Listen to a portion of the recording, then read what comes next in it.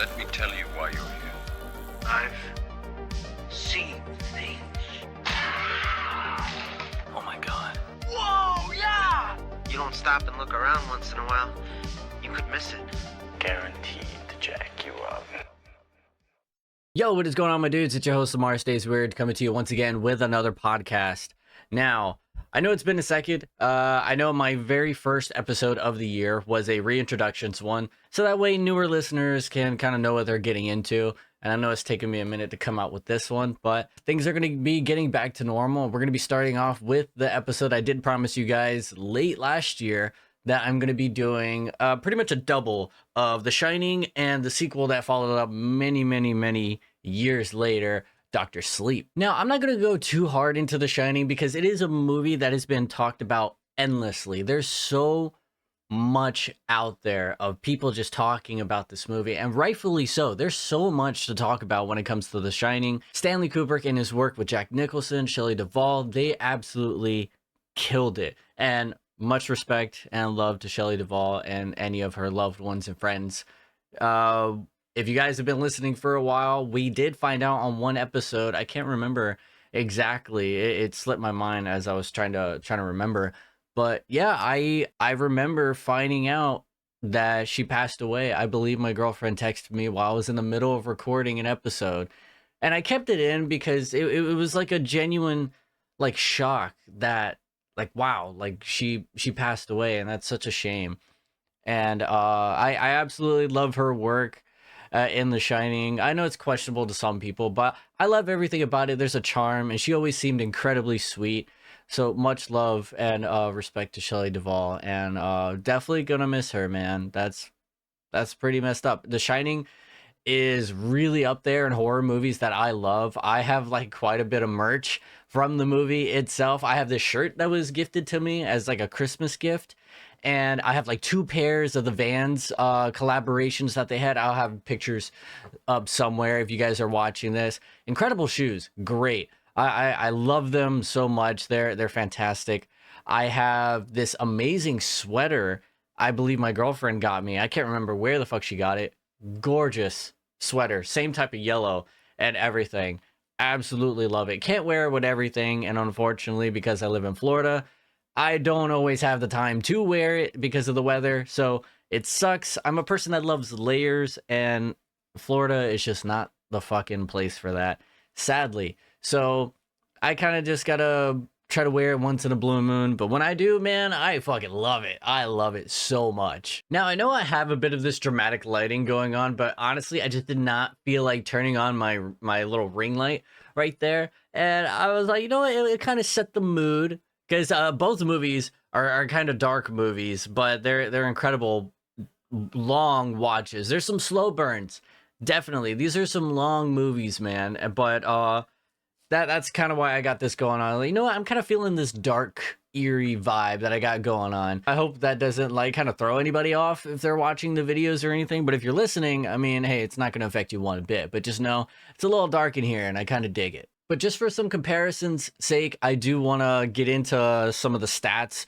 of the movies themselves. So the budget for The Shining that came out May 23rd, 1980. So if you have that as a birthday, that is fucking awesome. I would love to share a birthday with The Shining. That's pretty sick. That movie had a budget estimated around $19 million. And in the box office, it made 47.5. That is awesome. Obviously a classic. It has been referenced countless amounts of times in the span of anything pop culture. It's everywhere. It's one of those movies, even if you've never seen, you just know stuff about it, and it's kind of hard to get away from it. Everybody knows it, and everybody knows Jack Nicholson, legend, you know, in acting, and he's retired. I hope he's living his best life. I remember seeing pictures of him on a boat, and he's an older man, you know, he's gotten bigger, but he looks like he's living a lifestyle. He's just out on a boat, cigars, smiles. It's good for him, you know. I'm glad he's doing his thing and just living out his days. And the rating of the movie is sitting at an 8.4 out of 10 on IMDb and a 4.2 on Letterboxd. Rightfully so. It is a horror classic that is really up there. I probably watch it like maybe once a year. I don't know, just whatever I'm in the mood. And Dr. Sleep was one that kind of blew me away. as a follow-up, because when it comes to horror sequels, especially for this, I wish I had my finger on the pulse of the horror community and how they were feeling about the fact that this like legendary horror movie was about to get a sequel. And I just want to know how worried people were about all of this coming to fruition, because I love Doctor Sleep and I think it's definitely been very well received, but I can't imagine the pressure that Mike Flanagan had, who wrote and directed the movie. I can't imagine that, dude. There's just so much, but they gave it so much TLC, and it shows. For some people, they probably went like a bit too in, like I guess you could say the fan service of it all. But I still loved it. I thought it was great. It is an incredible, like, pretty much right there. I still think The Shining is definitely a better film, but Doctor Sleep, it stands on its own. It does a very good job, and it balances, from what I know, because obviously I don't read the books or anything. From what I know, it walks a really good line between the books and the movie. And in case you guys don't know, the movie The Shining is not a lot like the book. There's quite a few liberties that were changed, and there was like this infamous, tension and distaste between Stephen King and the movie. Obviously, he didn't like it, and he went and made his own TV miniseries, and a lot of people didn't really like it. And I wonder if that was a bit of a blow to Stephen King, probably because somebody else like retold your work, and they love that way more than your vision and what you made to visually tell that story. So I can't really imagine that, but supposedly he played ball pretty well on this movie, and they were all involved, obviously there, knowing about the story, giving his blessings on stuff. He really digged it, and that's awesome. I think that's a very respectful way, and we got lightning in a bottle with all of that, because, dude, that's just a lot to take in, to tackle as a director, because you got so much writing on you to get this movie right, and to develop these relationships and kind of combine these two different fandoms of the book and of the movie. And as I was saying, like, these movies aren't exactly for everyone because they are slow burns. I like slow movies. I don't really mind. I like long movies. I want to get my money's worth out of something, especially with how expensive things are getting nowadays. I would really enjoy long movies. And I think 2 hours, 2.5 hours is kind of the standard now, when if you go back just like about a decade or so, the average was probably about an hour and a half to maybe an hour 45. That was the average. Now we're definitely going way past that, and that's good. Nowadays, I kind of flinch at the idea of a movie is like an hour and a half. I'm like, is it gonna be any good? Like, are they just gonna be rushing through plot points and all this other stuff? Is it not gonna be fleshed out well enough? But just because a movie is short doesn't mean it won't be good. You could still do things right with the right acting, the right directing, and story. You could still get it done. It's just, you got to have that talent to do that. Now, I'm going to kind of rush through the synopsis of The Shining. So pretty much, it's about this family that is going out to this hotel that shuts down for the winter because nobody really goes out there. It's usually like a blizzard and stuff, but they need somebody to take care of the building while everyone is away, going back to their families and just not going to be around. Jack Torrance and the Torrance family, you got Wendy and you got little Danny or Doc. All of them, they go up there because Jack is a writer and he thinks it would be a good idea to be out there, to be in some solitude and get back into his work. And he just thinks getting away from everything and a bit of the past will kind of help things out, because Jack did have a problem with substance abuse. And this is going to follow up later. And I'm not going to try to go too fast with any of this. So when they go up there, strange things start to happen, especially with Danny. Once Danny gets there, there starts to be these visions, and that's where we get the title, The Shining. The Shining is a power. Think of it like horror movie The Force, like Star Wars is The Force, a horror movie version of that. Some people have it, a good portion do. Not everybody is fully aware that they have it, but Shining can include like a multiple powers, and I have a list written right here, but it's hereditary. The Force kind of plays with that a little bit in Star Wars, obviously because of the Skywalker saga. and a lot of people don't really like the whole that it's based on your lineage, which I get too. I don't think it should always be hereditary, but in this, it seems to be generally hereditary. But you have powers like telepathy, clairvoyance, psychometry, which I believe I'm saying that right. It's item history. So it's like you touch an item and you see like where it's been, you see who's interacted with it, which I always thought it was a really cool concept. I kind of like when I see that in movies. I know sometimes it could be a bit of a meh type of thing, but I dig it. I think it's really cool. And then there's like projection and like astral, like projection, travel. So you get like these types of things, and there's other powers that show up in Doctor Sleep, which I'll get into later. But you have those powers, and Danny, he really starts to display clairvoyance, and he starts to see visions of all these terrible things that have happened in this hotel. And this hotel is pretty much this giant like force of the Shining. It's like very strong with it, kind of like the cave on Dagobah whenever Luke goes in to face Darth Vader before he actually goes and face Darth Vader. This is where he could become a Jedi. That was like his final trial that Yoda put him through. It's pretty much that.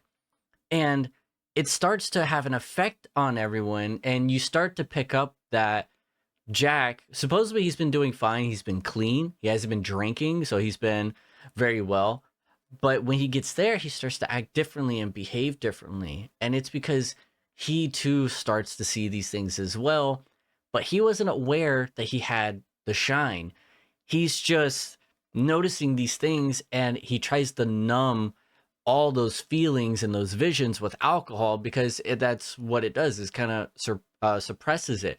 So he's battling his own demons with substance abuse, and that in turn causes this friction between like his anchors, the people who do love him. And he eventually starts to have like this psychotic break, and the hotel has more of an influence on him, and it becomes this whole possession ordeal. And then he wants to kill his family. Obviously, he doesn't kill his family because we have a sequel that follows an older Danny Torrance, or Dan Torrance. But that's pretty much the movie itself. Is they're in this haunted hotel, and it's messing with his mind, and it's affecting the family. The overarching story about The Shining and Doctor Sleep is substance abuse and just family trauma being passed down. So some pretty heavy themes that I think are tackled very well, because it's something we're all starting to take more serious the older we've gotten. I've had my struggles with some stuff here and there. Thankfully, I've never got into anything like pills or drugs or anything like that. For a little while in my early 20s, I had a very dark period where I got really low. And generally, I'm a pretty happy-go-lucky guy. Like, that's me a lot of the times. But this was the first time in my life I felt like really low. And I did like drink a lot. And my family was there to help me out, like through my depression and stuff. Like my folks would come down from Georgia, like when I was living down here, and actually come and see me just up on the fly, just up and do that. And I know not a lot of people have that, and that's a really sad thing. Like, everybody needs help, man. It doesn't matter who you are, how strong you think you are, or anything. Everybody needs help, and whatever you're doing that is damaging your body or the relationships with the people around you to make yourself, air quotes, feel better, that's not the case, man. That's not where you get help. That's not where you get love and you find solace and comfort. You got to find that through the people that actually care about you, want you to be better. And it can be annoying. It can suck. It can feel like they're attacking you by telling you, you're doing things wrong, or that there's better ways, and constantly kind of like just on your ass about it.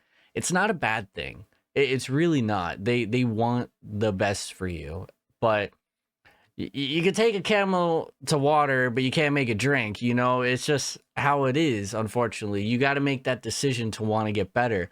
And that's all we can hope for, is that we do have people that want them to get better. And speaking as somebody who's been on both sides of the equation, don't give up on me. Don't give up on them. But we're going to have our moments of weakness. Things are going to be tough. We're going to fall back into habits, but don't stop reaching for me. Okay? Like, I know you're there. It's just I got my own shit going on, and it's like I still I appreciate it. I still want to see the helping hand because it's what I need, you know. And you can be that for somebody else. And I know some people probably have a hard time saying that. And I'm sorry, I'm not trying to get like so heavy. But these movies do have like heavy themes, and it's a good thing to talk about. And I like this transparency and vulnerability between the camera and I and the audience and the listeners. So yeah, man, like always try to do that. Take care of your mental health, and it's okay if you fuck up here and there. Not excusing it, but statistically it's gonna happen, dude. Like you can't quit everything cold turkey. Things are gonna go wrong, you know. There's always something gonna happen in life, but we just got to work to overcome it and stay with the people that actually give a shit about us. And just remember, you're not hurting just yourself, you're also hurting other people. And I know sometimes it can be selfish and you have a hard time grasping that, but you got to put it in perspective. Sometimes a lot of people just want the best for you, and sometimes you just don't see it. That's pretty much just all it is. All right, let's get back into the movie. So now we're gonna go into Dr. Sleep. Now Dr. Sleep I really enjoy. There are two versions of this movie. There's the director's cut, and of course there's the theatrical release. There is a big difference between the two. Normally it's not that big of a deal, but I did say these movies were long. The Shining is 2 hours, 26 minutes, and the theatrical cut of Dr. Sleep is actually 2 hours and 32 minutes.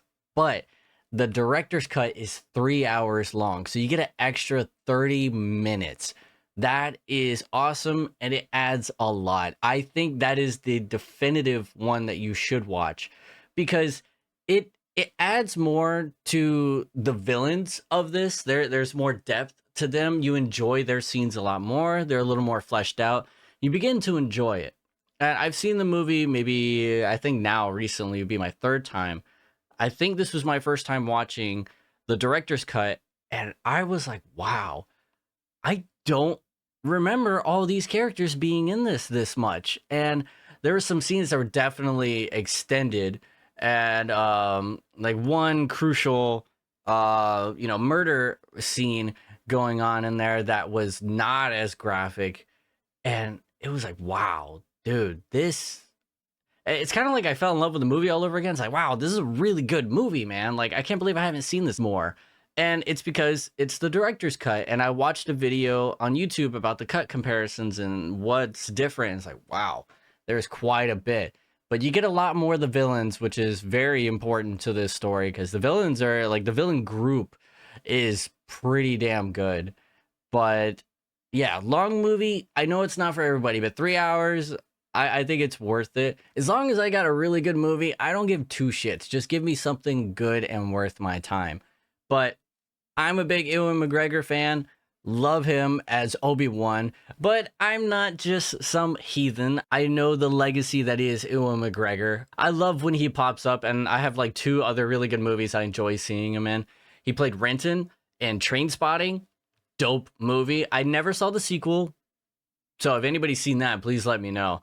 Now, this is for my true believers out there. Lincoln 6 Echo. If you know exactly who that is and where that's from, you are awesome, dude. I love the movie The Island, and I will cover that sometime because, ooh, man, that is a very cyberpunky dystopian movie. And I feel like we're not that far, like as a society, getting there to doing some crazy shit like that. You know what? Fuck it. I'm going to go into it. So this was a movie directed by Michael Bay. And I know that might turn some people off because, you know, the memes of just like Michael Bay, you know, stuff like that. But it is a great movie from what I remember. It's Ewan McGregor, Scarlett Johansson. Pretty much what it is, it's these people, but the big thing in their life, like in their daily routine, is this lottery This lottery, everybody wants to win because you get to go, like, they advertise it all the time. Like, hey, you could win. Keep entering to be in the lottery because everybody wants it. And people do win, air quotes, win. People win, and they go off to like this luxurious island to live this incredible lifestyle. And they show all this stuff. It's just full on, just feeding you this bullshit. And some of them start to suspect that shit's a little off. And there's always that one that wants to break the mold, and that's Ewan McGregor, Lincoln 6 Echo. And you start to wonder why they got these weird names. But questioning the system, you start to find out the people who win this lottery, they're actually just being picked because they are clones. They don't live in the real world. This facility is out in the middle of nowhere, like in a desert, like underground. And what you're doing, or what they are, is clones of real rich people out in the world. So they're meant to be the perfect donors. So like if they need a kidney, a heart transplant, or whatever, your clone, that's your insurance policy, dude. The rich people can afford that, to have clones made of them so they always can replace anything they need and keep living. That is fucking bonkers. And these people are conditioned to believe that they're winning a lottery to go live a wonderful life, only to just be like picked from like the fucking stock and harvested for their organs. That's it. That's all you are. That is your purpose in life, is to just keep this other person alive. And they just murder these people. And you see some like terrible imagery, and I think it's a really good commentary. And it's not, I guess, something you would really expect from Michael Bay, but this was back when he used to make pretty good movies. But man, it's wild. I love that movie. It's been a minute since I've seen it, but I loved it. I know I showed it to my girlfriend and she dug it. So gotta get into that. I love Ewan McGregor in there, man. And he plays a rich asshole very well. Like he just a fucking snobby piece of shit. And then you got him playing like the hero who's just trying to get out and get a better life than what the fuck he has. So it's a fucking good movie, man. I highly recommend it. Maybe one day I'll talk about it. But yeah, Ewan McGregor, he plays Danny, or Dan Torrance, way older version in this one. Does a really, really good job. Rebecca Ferguson, she's hot right now. And man, everybody should know her from like Dune. She's the mom in Dune. What's her name? Jessica Atreides in there. And I think she was in some Mission Impossible movies as well. I don't really watch those. Not a huge Tom Cruise fan. But yeah, she does great. And God, she is a fucking babe in this movie. My girlfriend and I both agree. We were talking about it because she's very hippie, like gypsy woman type in this movie. But she's called Rose the Hat, and she has this pretty nice little trim hat. And I don't know, man. There's just like one particular moment where she's like sitting on top of her RV, and then she has like her legs like spread open and like lifting up like her little dress, kind of like posing for, I guess, some sort of meditation. And I don't know why my girlfriend and I were like, damn, she got nice like legs. Like she's fucking hot in this movie. And I feel like this is like the only time I'm like, you know what? Yeah, she actually is very attractive. Because any other time, I've never really thought twice about it. It was mainly my girlfriend pointing it out. I'm like, no, you got a really good point. For some reason in this movie, we both find her hot. So there's that. And then we have Abra. This is pretty much our main cast as well. We have a character named Abra, who is another child that has the shine as well. And they all have the shine. Everyone we've listed so far, they all have the shine and different powers. Abra is played by Kylie Curran. I hope I'm saying that right. She was also in The Fall of House of Usher, who was directed and I think written by Mike Flanagan. A lot of these people that are in this movie used to work with Mike Flanagan on these different properties. And the only show I've seen from him is The Haunting on Hill House. Incredible show. If you guys haven't seen that, go watch it. I believe it's still on Netflix. I think it is a Netflix show, if I remember correctly. That was so good. Genuine scares. I don't get scared very often, but they had quite a few jump scares that were pretty top fucking notch, man. All right, so this movie, what I want to explain about this movie. So the synopsis of this one, before I get into like any spoilers or anything like that. The movie starts out, we're seeing Danny just after the events of The Shining, and we start doing some time jumping, but we see he still has to deal with these I want to say demons.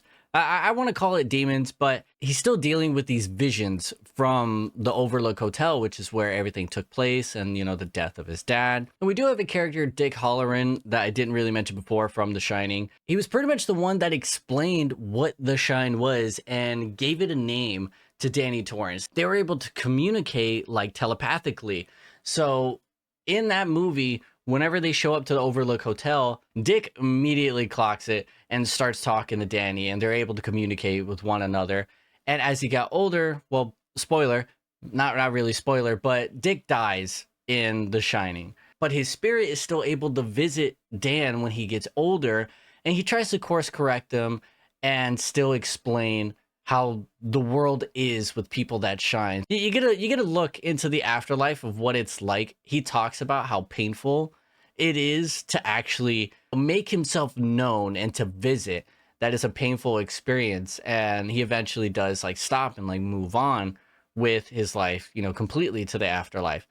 So he tries to walk him through a lot of the struggles that he's going through and course correct him to get his life on track, and to also help out our other protagonist, Abra, later in the film. But this movie, it teaches him how to deal with those struggles. He teaches him how to kind of lock those creatures who do come to visit him in these like crypts in his mind, because he's that powerful. He's very strong with the Force. And it's pretty sad because after the events, him and his mom can hardly look each other in the face. And it's really sad because all she sees is what his father is. She sees his father in him.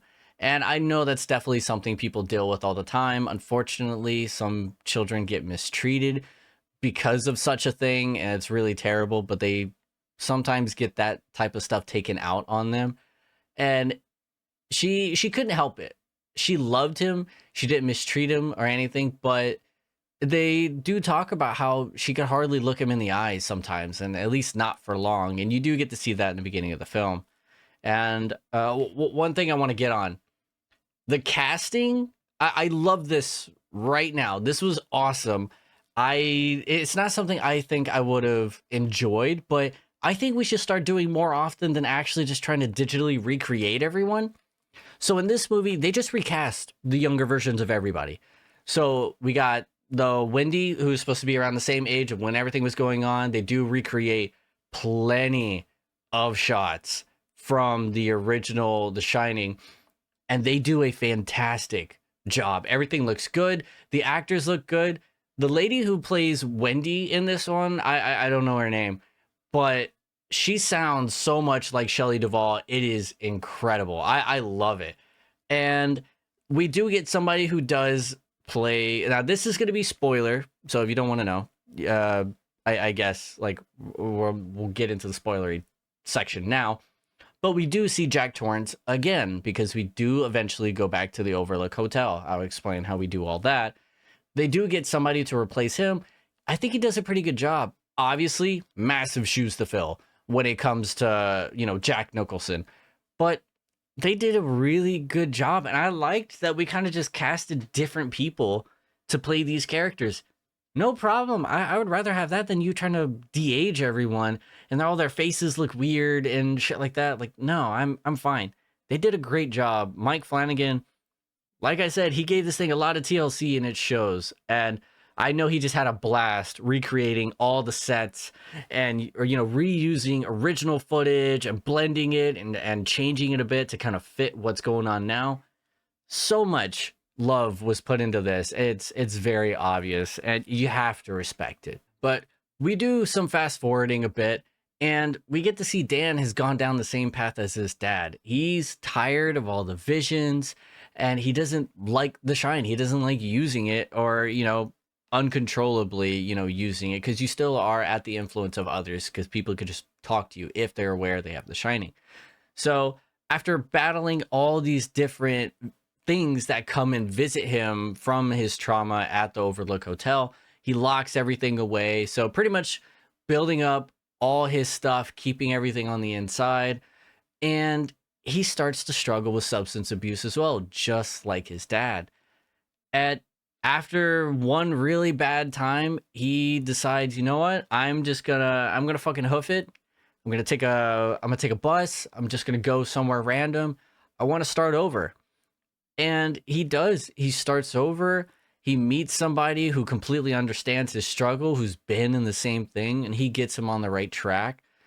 And it's like, that's what we need. It's never too late to start over and fix your problems and correct yourself. We have to remember we are all going through life at the same time for the first time. If you believe in reincarnation and all that other stuff, I mean, hey, that's you. That's fine. You know, whatever. But we're going through life for the first time. A lot of us are experiencing these things for the first time. We don't know what we're doing. We're just trying our best. And somebody else sees that in him and doesn't just write him off as a terrible person. They just see him and be like, I know the look. You just look like somebody who's just looking for something better and just trying to get better. And that's what they do. They put him in AA. He starts to be cleaned for years.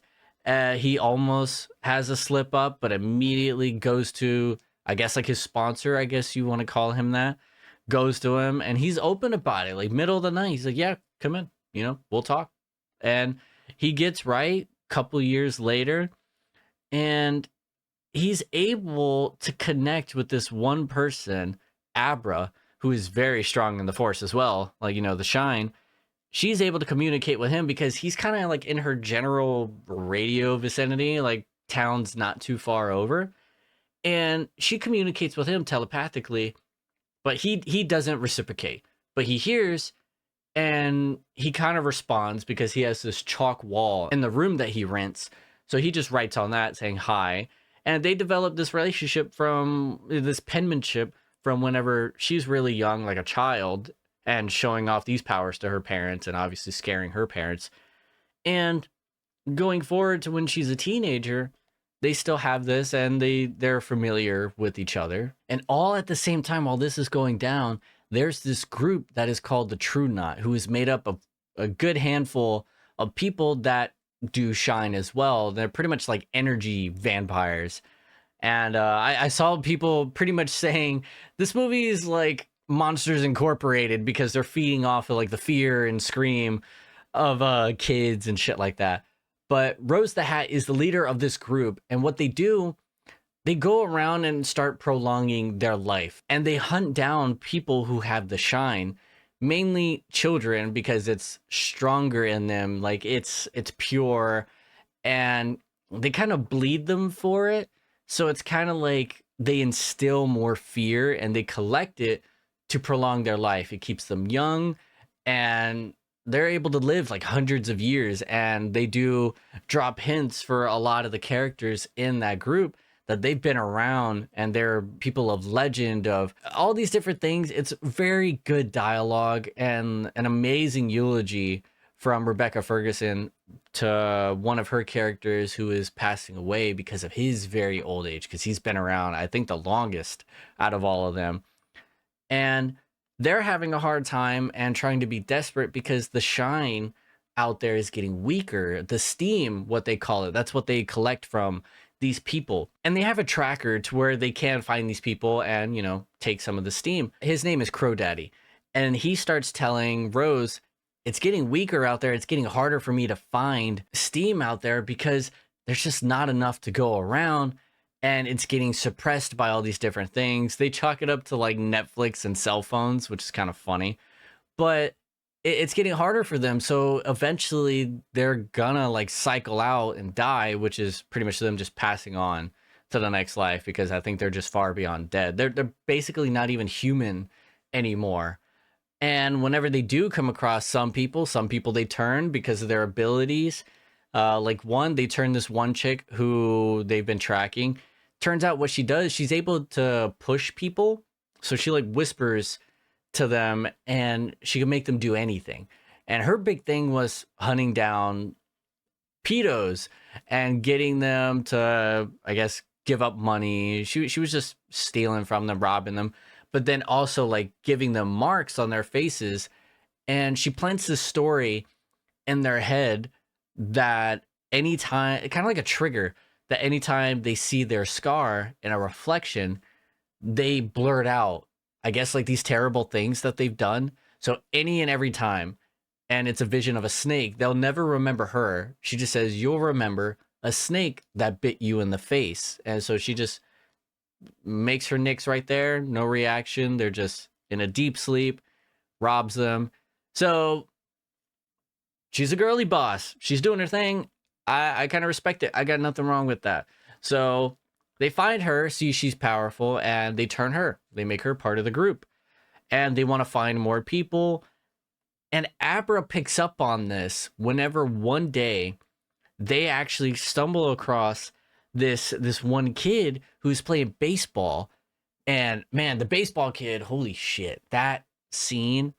Wow. So this kid gets murdered, and it's not the first kid we see murdered. And if you have a thing with dead kids, this movie might not be for you, just saying, because you do see a dead baby. You get the implication of one child dying, but then you do get to see one kid get murdered. And I just want to say, and I don't want to be like too weird about it, I not like when we see kids die in movies, but it's more realistic. I hate the sense that, oh, it's a child, they're never gonna die in a movie, dude. They're like God's little gift. Like, it's just plot armor. I hate that, man. It's like kids die every day. It is realistic. It happens. We can see like adults die in the most gruesome way imaginable. Like, that's not fucking traumatic. And same with old people or crippled people or any other type of person. You'll see it. But you're not out here seeing like children die like that. And I know you don't have to, and I know some people don't want to because it's like crossing a line. I get it, but even we see animals die in gruesome ass ways. Kids die, dude. It happens. It's fine. As long as you're just doing it like, not like tastefully. I don't even know that. Like, there's no real good way to say it, but it's fine if it happens, you know. Obviously, don't fucking go overboard with it, but it's okay. You can have kids die. It's the point, and we get to see that here. And it was heavy for the people on the cast. The kid who did it, shout out to him, dude. He did phenomenal. And I know I say that quite a bit, but he did great and shook the cast to their core when his death scene came up. And I want to put some respect on his name. His name was Jacob Tremblay. I believe that's how I say the last name. So after this baseball game, so pretty much he's clairvoyant as well. They're able to pick up on it because he's kind of using his power, or not using it, I guess just like subconsciously using it. He just always knows what they're going to throw and hits the ball every single time. So it's in the middle of bumfuck nowhere, like a country town. So he's walking home, and they come across him, they get him in the van, and they pretty much sacrifice him later. And it is brutal. This kid is just crying.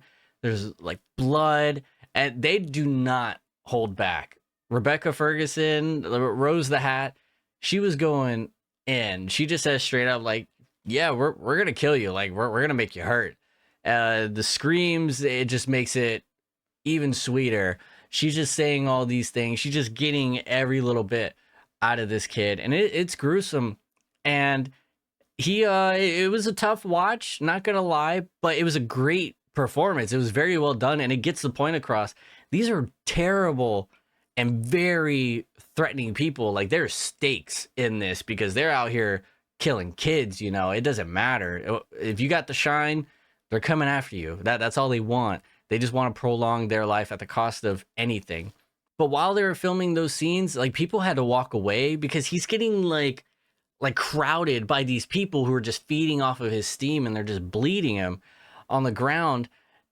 So people had to walk off. They're like shaken up, and supposedly he would bounce back up like nothing. He's doing all this screaming and agonizing so much. So he's doing, if you watch the movie, you know, he's doing so much, and supposedly he'll just get up and just go grab a fucking snack off the table, like off to the side. No problem. And he's all happy, like, oh yeah, I'm having a blast. Like, this is awesome. Everyone else is like fucking traumatized, like, oh shit, like we're we're making this kid cry. We're hurting this child. And it's like, yo, I can't imagine doing that. I'd probably get shaken up too, because I don't want to fucking hurt a kid. But that performance, and if I was there as an actor, I mean, dude, I'd probably go fucking like throw up or something. Like, I don't know. It's pretty brutal, but it's great, and I'm glad he was a great sport about it. And I want to say this movie feels big. Like, I don't know how to explain it, but when you're watching this, it feels big. It feels almost like a Marvel movie in a sense. I don't really know how to explain it, but I was watching it, and I'm like, I just know this is a big horror movie. And the only other movie I got that vibe, and oddly enough, another Stephen King adaptation, was It, like chapter 1 and 2. I don't know any other horror movies that feel that way, where they feel like it just feels like an event or something. Like, that's kind of what I mean. I wonder if anybody watches that, if you kind of feel the same way. But that's what I pick up here. Once that kid is like done getting murdered and drained of his steam, he's able to send out like something, and it causes Abra to feel it while she's sleeping. And that's when she wants to contact Dan. Like, that's the only person she knows who has the shine. So she contacts him and eventually goes to see him, and like just runs away to go see him. And even he's very reluctant because they never met. And he's like, hey, like, you should just keep your head down, stay away from these types of things. Like, just go home, stop using the shine. Don't shine. Just do whatever you can. Don't shine. Just stay normal. And obviously something the girl didn't want to hear, because she really wants to help, because she saw how brutal that was. And her being able to watch all this go down is also alerting Rose the Hat, who is very powerful as well. She picks up on there was a watcher, and they have so many cool like mental battles with like astral projection. Dude, that scene where she astral projects, because her and Abra have this thing like in a grocery store, and it kind of works like a door. It kind of connected them. Abra was able to see through Rose's eyes while she was in the grocery store.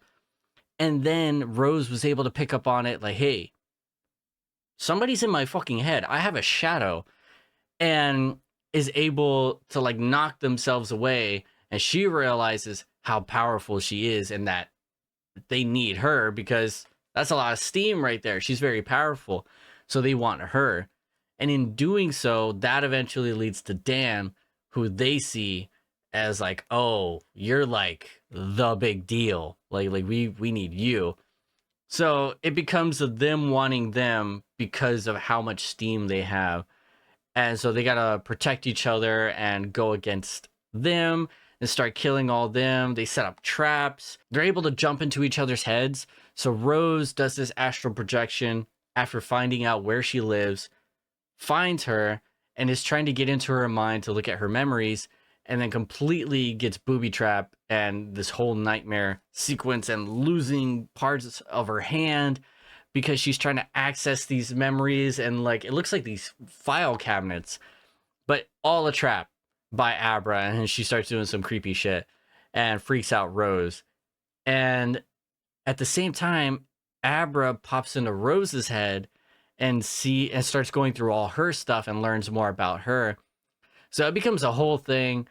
Incredible mind trickery all the way. Absolutely love it. But they meet up, Dan and Abra, and he protects her. He tries to help her because he didn't really have anybody back then, like Dick, that could really, really help them and protect them, because Dick did die. But Dick did die. Wow. With the alliteration, phenomenal. So, but he would still visit him when he was dead. And so that's what he's doing here. He's like, all right, I can try to help this person now. And Dick did tell him to help her, because like, hey, that kid is going to die. And she was just like you. She didn't ask for any of this. She just has that power. She has a gift, and it's like a blessing and a curse. Like, you got to do something, you know, like, and it's just a like sense of responsibility, because like, hey, I went through that. Not that I have to help anybody out, but I did do that. I did have that same struggle, and I'm trying to get better. And it's just a child. I don't want them to go through the same thing. So they try to course correct all that. But teaming up and trying to battle this group eventually leads to a lot of that group dying. And we go to the Overlook Hotel. Overlook Hotel, this third act, I could kind of understand that some people kind of check out and don't really like. It is full of fan service. I'm not going to shit you on that. It is full of fan service. I still love it, but I do understand it's pretty heavy on the end. I'm not going to lie. It is very heavy on it, but there's a lot of really good moments in there. And then that's where we do see Jack, and it's really cool to me. I know it's not for everybody, but I loved it. And it just becomes this big battle at the end where Rose is the last of her group and she's tracking them down to the Overlook Hotel. And that's where she's really aware of Dan and the Overlook Hotel. And it was just this place that was feeding on the shine, and obviously hasn't had anything there because this place was condemned ever since that night from the original Shining. And the only people that really get to walk away is just Abra, because Dan does sacrifice himself because he does get possessed by the hotel as well. And he also destroys the hotel. So the source of all this bad power as well that's been haunting him since he was a child. And his last moments, he does get to see his mom again. And they actually get to look each other in the eyes and share that moment like they weren't really able to when he was younger because of everything. She couldn't look at him because of his dad, and he had a hard time looking at her when she was passing away because he could see death flies. That's pretty much what he called them. He would start to see flies like the closer it got to this person dying, like anybody. It's just something he would see. So he knew when people were going to die or very close to it.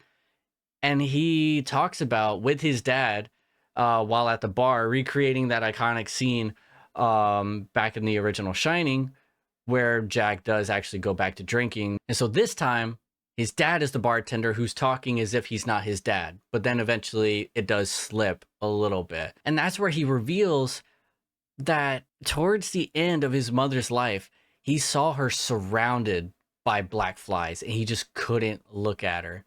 And so it was hard, and she loved him, and he just couldn't bear to look at her whenever she was passing.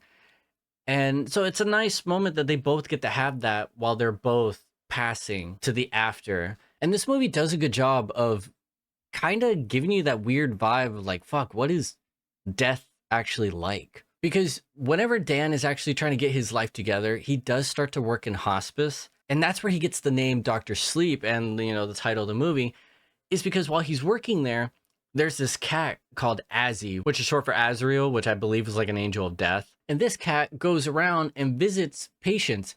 And whenever she's laying on your bed sitting with you, that's kind of when the patients have come to know, like, she always knows, like, it's my time. And Dan starts to see the same thing. And what he starts to do is comfort the first person that he sees Azzy sleep with. And he's telling him, like, death is not really anything to be scared of. Like, it's just, it kind of just seems like a big sleep. And that's all it is. So he's offering some comfort to this guy before he passes. And that's when the guy tells us, like, oh, like, yeah, you know, you might be right. He's like, just much needed rest, you know, like sleep, you know, like, all right, Dr. Sleep, I got you. And that starts to circle around in that type of area. And he does get the name Dr. Sleep. And whenever he goes to sit with somebody, that's when they know, like, like, all right, it's my time. So he starts to do the same thing as he's been doing for years. And you do get to see him have another moment with this older gentleman that is about to pass. And he uses his shine, which he doesn't like to use often at all. He really doesn't want to. But he uses it here purposely, because I feel like the rest is more of a passive thing whenever people are able to communicate with him and him just seeing death flies. I think it's more of a passive thing, not him trying to see it. It's just, okay, those things are a bit out of my control. It's in my vision. I can't really control that, but I can control how I use it outward. And he uses it to kind of peer into this guy's brain and lets him see his wife again. in like in a memory, like very vividly, and starts helping him remember, I guess, one of his favorite moments. And he eventually passes. And when he passes, you see steam come out of this guy's mouth. And I think that guy might have had a little bit of the shine as well, because they do say a lot of people have it and just don't know it. Like it's just varying degrees. But it was great. And then seeing that moment at the end where they're looking at each other, it's really nice. Like he can finally do that. And once again, the actress who played the younger Shelley, I have her name right here. Her name was Alexandra Esso. I don't really know. She was in quite a few Mike Flanagan projects, but I know her name is Alexandra. She did great. Absolutely loved her as Wendy, but obviously Shelley Duvall, always the greatest, forever miss. I still want this project, man. I know I've talked about it a few times. My dream project that I would die happy right after watching, if it ever came to fruition, would be Mia Goth playing Shelley Duvall, and just her life of just making an iconic horror movie. That it's a like great biopic of one of the most iconic horror movies of all time that was supposedly a bit of a nightmare to work on. And I will clarify this because not a lot of places report this, and I'm not trying to act like some reporter. Her and Stanley Kubrick did get along. Okay, they did. She supposedly loved him. They loved each other. They were like great. But did he fucking torture her to get her to perform right? Yes, the fuck he did. He put her through hell, but it was out of a place of, all right, you can fucking do this. Like, I'm going to keep getting you. Like, I want the best out of you. Like, you're not giving it to me. I'm going to keep it going. Not saying that's right for what he did, because he did mentally torture for months, but he got what he wanted out of it. And supposedly they were cool. But I still think on that time, just, oh, dude, dream project. It'd be a hell of a movie to tell that.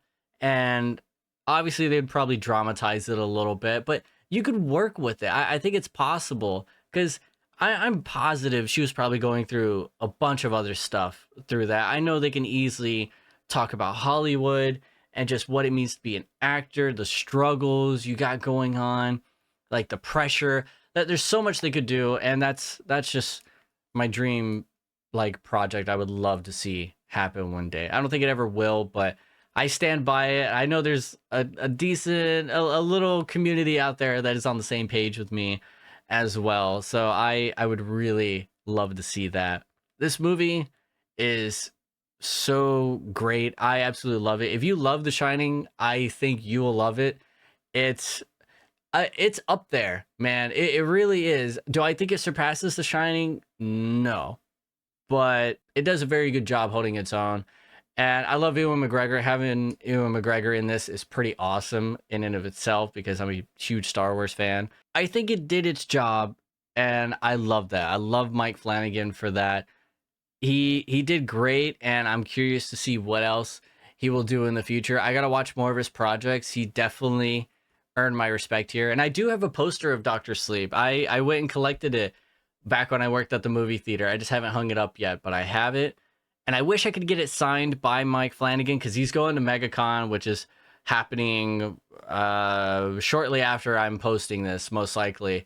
And that would have been sick, but I'm just not going this year. I usually go to Spookala. So if you guys listen and are local, I go to Spookala. Spookala is an awesome horror convention. It's in Tampa a lot of the times. And it's great, dude. It's fucking worth the money. You get so much out of it. It's worth the whole weekend. Go check it out. But I think I've covered everything I really want to talk about this film, like the moments that were in it, the themes. I know I got a little heavy, when it comes to the like substance abuse and stuff, and I really meant everything I said. And in this movie, I know they go through AA and stuff. The only issue I have with some things, whenever it comes to addiction or anything, pretty much everything you could find to try to battle any type of addiction, they always try to incorporate religion, and it starts to become a bit of this like weird religious guilt or something like that. And that's kind of something I'm never really okay with. I don't really like that. I don't like how every redemption that somebody's trying to earn is always tied to like God and religion. I wish there were more aspects that were just solely focused on, you know, you personally and had other beliefs out there, which I'm sure they probably are. But the main things you can always find is just always like God, and whether it be like Christianity or Catholicism or any of those other branches of that, but like the American Western God. And that's just always kind of bugged me a bit. Like, to me, I think people should definitely have like something else. I mean, what do I know? I don't go to things like that. And that's usually the off-putting thing for me, to want to try to go look into those things, especially like groups or anything like that, is because that's usually what it's tied to. And I'm not a very big religious guy, and I know I wear prayer beads, but these are my uncle's that I found, and I wear them because they were his. I love wearing them around the house, and it's just a little bit of comfort for me. So yeah, but if it helps you, I'm glad it does. But don't hold in any of your past traumas or anything like that. Just try to work them through, and remember, people are there to help you. People do love you, and people do want to see the best for you. You just got to be able to do that yourself. They can't make you. You have to really want it. And you just have to come to the reality that you're hurting people, you're hurting yourself. And once you get through that and admit there is a problem, work on steps to fixing it. Will you stumble along the way? Fuck yeah, you will. But if you're making your way, it's going to get easier. Each step's going to be a lot easier. You just got to keep it going. You know, people do it all the time. There's so many great stories out there of people who've turned their lives around. You're never too old to do it. Only worry about the shit that you can control. The rest that you can't, you just got to roll with the punches and make the best of it. Always be humble. Be grateful for the things and the people you have. All right? I'm saying that as a person from experience, not just spouting shit like nothing. But I think these movies do a really good job of honing in on family trauma, and, you know, it works, man. Everybody's got shit. Everybody does. But alrighty, ladies and gentlemen, that's going to be the end of this podcast episode. I hope I did a great job. I don't know what the next one's going to be, but hey, that's part of the surprise. But before I go, I do have to give you your cookies fortune. And this one's actually going to be like a cookies fortune. I hope you know what I mean. Because I like to pick random ones. I love fortune cookies, man. That's why I do this. I don't know if you guys get that or not. So I'm just going to read you one that I really like, that I just randomly picked, and say, all right, you know what? I fucks with that one. So here we go. Every wise man started out as a man asking questions. Do with that what you will, ladies and gentlemen. But until next time, be excellent, be kind, subscribe to the channel.